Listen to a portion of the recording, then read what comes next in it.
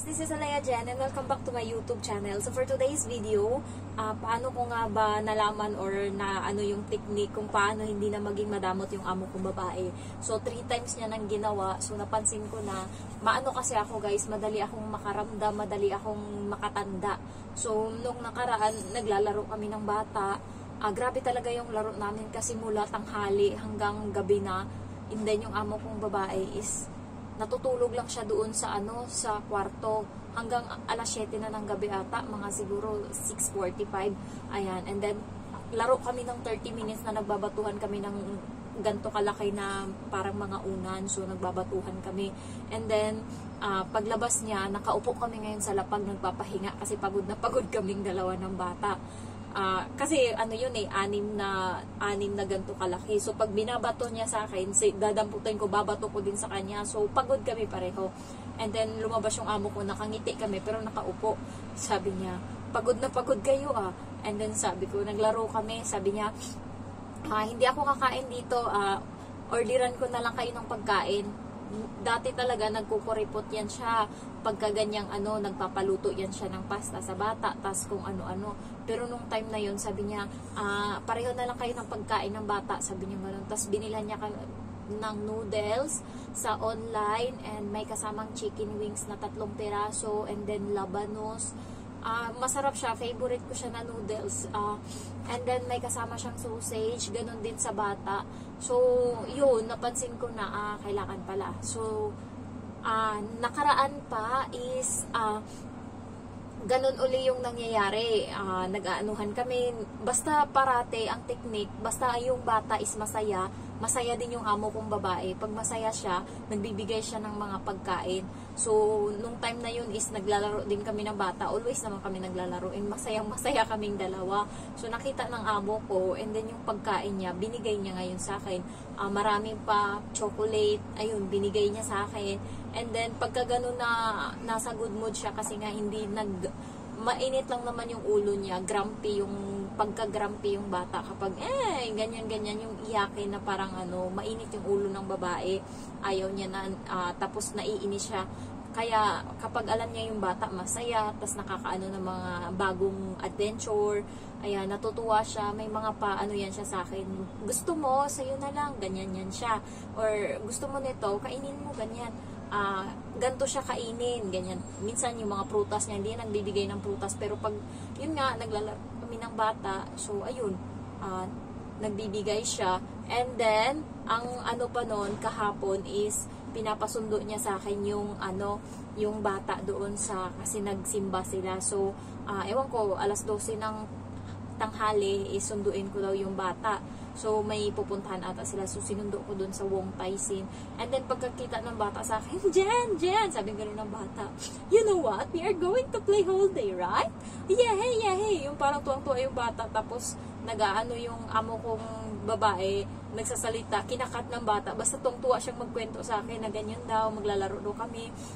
And we are going to buy sushi, sabi niya gano'n. Kasi sabi ng amo kong babae, bilhan siya ng yung sushi na ayun. So sabi ko sige mamaya. And then wala, parang lang, natuwa lang yung amo kong babae kasi nga napaka-active ng bata kapag ako yung kausap.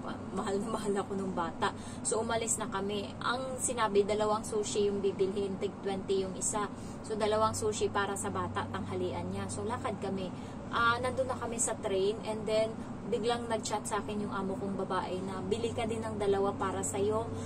Yung salmon tsaka yung beef, yun yung masarap dun. So ayun yung pinili ko kahapon. Sabi niya, doon mo na lang ibawas meron kasi akong octopus na bigay nila, hindi ko ginagamit yun kapag lumalabas ako. So doon ko daw kunin, nilalagyan niya yun ng 200 every time. Basta sinasabi ko lang sa kanya kapag nasa 20 na lang yung laman, and then i-refill niya. So ayun, napapansin ko lang kapag masaya siya, kapag alam niya yung bata masaya, nagiging masaya na din yung amo kong babae. So yung bata lang talaga yung and ayun nga, kailangan talaga guys, bata talaga yung priority natin. Kasi katulad kagabi pag uwi nila, sabi ko sa kanila, marunong na yung bata mag-jumping rope. Tinuruan ko. And then sabi ng bata, I show you, mommy, I show you. Sabi niya gano'n. Tapos pinakita niya. Tapos tuwa yung nanay. And then, ayun, sabi niya matulog na. Ayun, dito lang yung amo ko sa labas, hindi pa siya nakaligo. Ako, pumasok ako dun sa kwarto nila, pinatulog ko yung bata. So, natuwa yung amo kong babae. Sabi niya, thank you so much, Jen. So, pagka ganun, hindi niya ako binibigyan ng mga trabahong mahirap. Hindi niya ako inuutusan. Hindi naman yan siya nag-uutos, pero ano yan siya, hindi siya kumain ng tanghali dito sa bahay, and then umalis siya kaagad, mga alas ano pa lang, alauna pa lang siguro, o alas 12:30, umalis na siya.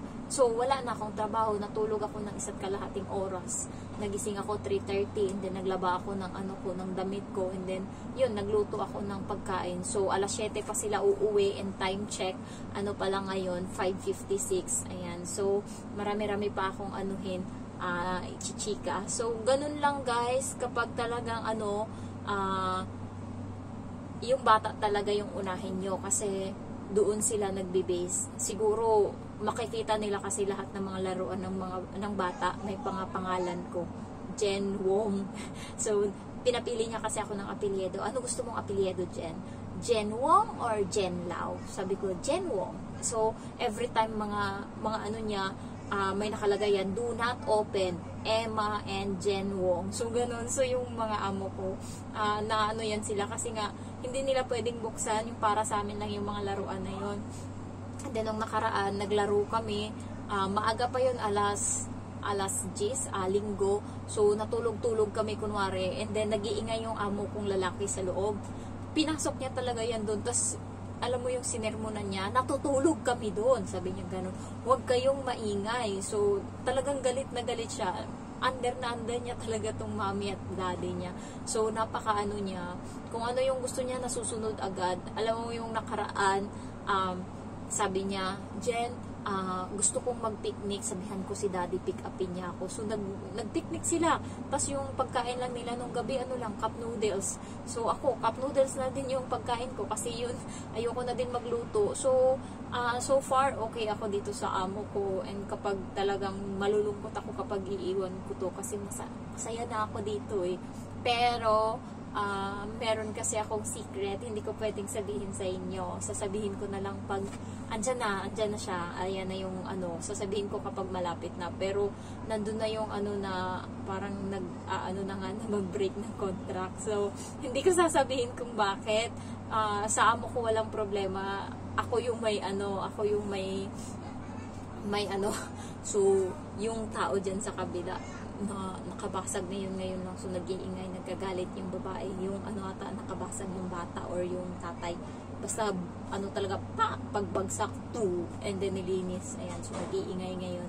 So ayun lang guys, para hindi maging madamot yung amo nyo, minsan anuhin nyo yung bata, talaga yung tips dyan or secret, lalo na yung mga So thank you so much for watching, bye bye, love you all.